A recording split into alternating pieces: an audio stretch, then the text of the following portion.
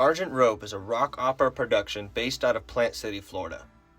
With John Colborn on the drums, Charles Colborn, Robert Zapania, as well as Robbie Dungan on guitar, Mike Coughlin on bass, and last but not least Pat Brown as lead vocalist, this band can churn out enough sound to show up on the Richter scale.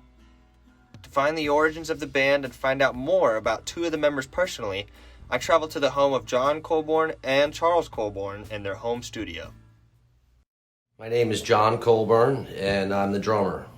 And I've been playing drums for approximately 35 years now.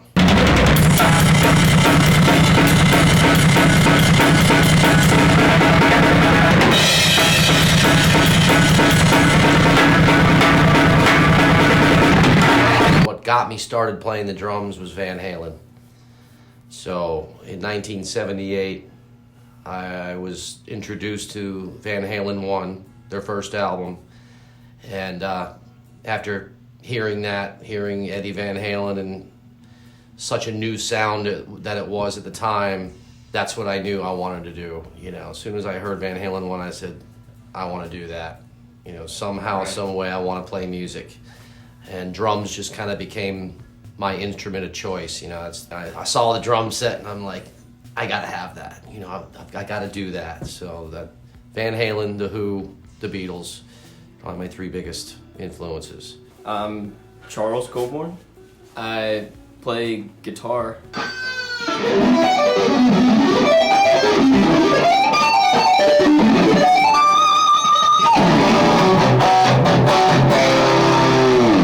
I was probably about 9 or 10 years old, and I just remember it was kind of around the same time I was playing baseball too, and I was like kind of trying to decide whether I wanted to play baseball or play music, and the guitar was the thing that was like, once I started learning that, I was like, I really want to work on that. Steve Vai is one of my biggest influences.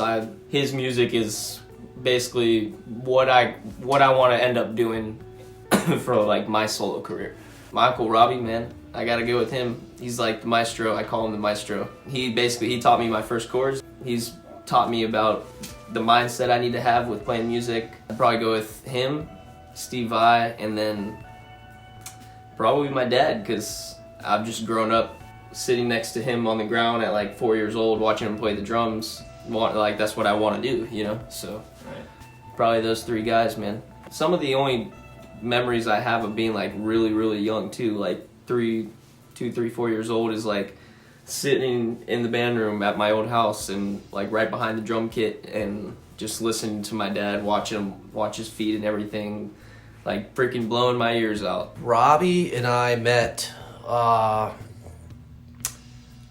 it was during the school year. I was still in high school. It was right around 1984.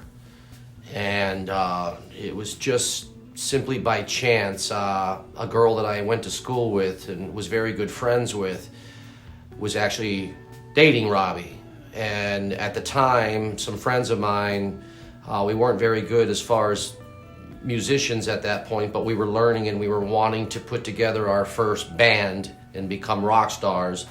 And so here we were, you know, trying to find a guitar player and find a bass player and hopefully someone that maybe could sing. This mutual friend, her name was Kelly, she mentioned to me in class one day, I know someone who can play guitar. And I said, okay. And she said, he's a little older, but I think he's pretty good.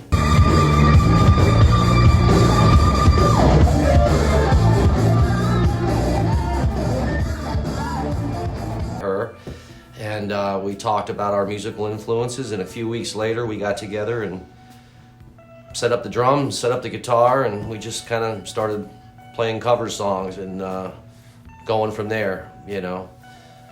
So 84 to now that's a good long time, but Robbie and I pretty much learned to play music together, you know, through the years. That's kind of, I guess, what brought me into the Argent Road project quicker than any other musician really that he looked for, is because our time together, I think he knew I would understand what he was trying to get across with this project. But so that's where that started out. The challenge in those days was just basically, making yourself the time for practice. Because you're not in a band, you're not really making any money, no one really knows who you are, and you're just trying to find your way with your instrument. As we got older and we got better at playing and we became,